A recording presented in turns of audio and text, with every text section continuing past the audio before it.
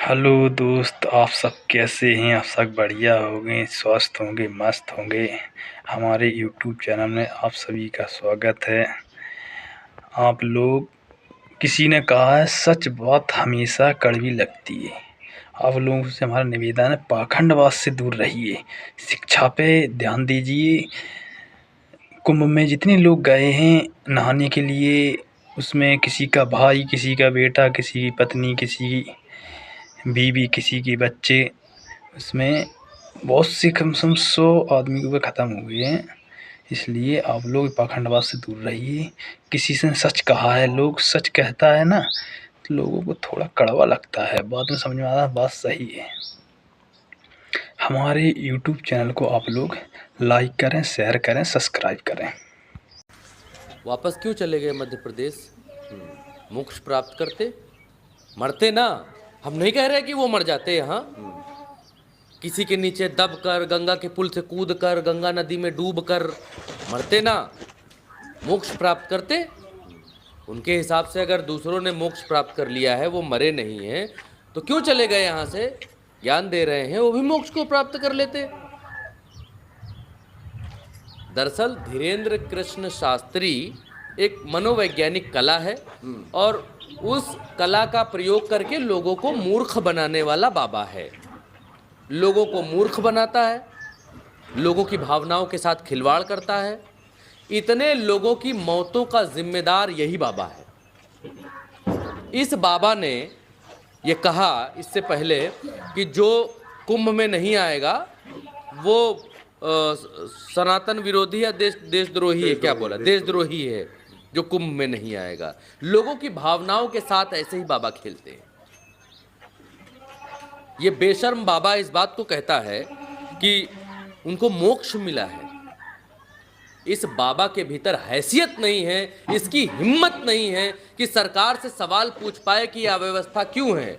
अगर यही तरीका मोक्ष प्राप्त करने का तरीका है, अगर यही तरीका स्वर्ग जाने का तरीका है, तो फिर जितने शंकराचार्य हैं उनको आना चाहिए और भगदड़ में दब जाना चाहिए। जितना नागा साधु सन्यासी है सबको भगदड़ के नीचे आ जाना चाहिए। जितना संत है सब मोक्ष ही तो ढूंढ रहा है। नागा संत मोक्ष ढूंढ रहा है, शंकराचार्य मोक्ष का रास्ता बताते हैं, वो भी ढूंढ रहे हैं। ये धीरेन्द्र शास्त्री ये खुद मोक्ष ढूंढ रहा होगा तो भगदड़ में क्यों नहीं आया नीचे? भगदड़ में आता, नीचे मोक्ष प्राप्त करता। क्यों सांसारिक दुनिया में ज्ञान बांच रहा है? क्यों भक्तों से दान ले रहा है? क्यों इतना बड़ा धाम बना रहा है? दरअसल चंद्रकांत जी, मसला ये नहीं है। मसला ये है, इस पूरी ये जो चाटुकार मंडली है बाबाओं की और उत्तर प्रदेश की सरकार, इन सब ने मिलकर इस कुंभ की व्यवस्था को कमर्शियलाइज कर दिया। और इसीलिए सरकार की तरफ से भी ये प्रोपेगेंडाइज किया गया कि ये कुंभ से 25,000 करोड़, 7,000 करोड़ लगाए, 25,000 करोड़ आएगा। गोदी मीडिया झंडा लहरा रहा, इतना करोड़ आएगा, इतना करोड़ आएगा। तो कुंभ धंधा नहीं है, कुंभ व्यवसाय नहीं है।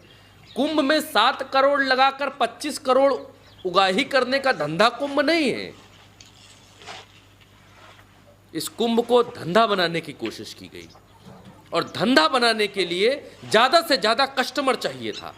ज़्यादा से ज़्यादा कस्टमर को खींचने के लिए ऐसे दुष्ट बाबाओं के मुख से ये बयान दिलवाए गए कि जो कुंभ नहीं आएगा वो देशद्रोही है। ये वही बाबा है जिसने कहा था कि कुंभ में मुसलमान नहीं आने चाहिए, कुंभ में कोई मुसलमान नहीं आएगा। अरे धीरेन्द्र शास्त्री, जहाँ गंगा नहाते हो आगे, उसके ठीक पीछे अकबर का किला है, कल्प वृक्ष उसी के अंदर है। ये सब हिंदू मुसलमान करके ये एक टूल है, टूल किट गैंग है पूरी, और ये उसका हिस्सा है। लोगों को पोलराइज करने के लिए कभी बिहार उतार दो, कभी कहीं उतार दो, कभी हिंदू मुसलमान करवाओ, ये सब उस टूल किट का हिस्सा है। और इस कुंभ को भाजपामयी बनाने की कोशिश की गई। इस कुंभ का क्रेडिट उत्तर प्रदेश के मुख्यमंत्री योगी आदित्यनाथ की पीठ पर रगड़ने की कोशिश की गई। ये बताया गया, ये दिखलाया गया कि ये हिंदू हृदय सम्राटों की सरकार में इतनी ज़्यादा भीड़ आई है, भीड़ आ रही है, और उस भीड़ को और प्रभावित, उस भीड़ को और खींचने के लिए तमाम सारे इन्फ्लुएंसर्स को बुलाया गया, तमाम सारे नाचने गाने वाले कुंभ में आए, तमाम सारी नकली बाबियां बाबा इस कुंभ में के भीतर आए। इस कुंभ को रीलबाजी का अड्डा बना दिया गया। सरकार ने ये समझ लिया था कायदे से कि ये ज़माना रील का है, ये समय रील का है, ये समय रीलबाजी का है, ये समय इंस्टाग्राम का है। तो इस पर अपलोड करने वाले लोग, इस पर जो कंटेंट बना रहे लोग, इन लोगों को बुलाओ, कुंभ का प्रचार करवाओ। अरे भाई चंद्रकांत जी, कुंभ का प्रचार करने की आवश्यकता है? एक आयु वर्ग के लोगों के लिए अलग अलग चीज़ों का आयोजन है, अलग अलग चीज़ें हैं इस देश में। कुंभ क्यों था? कल्पवास के लिए था।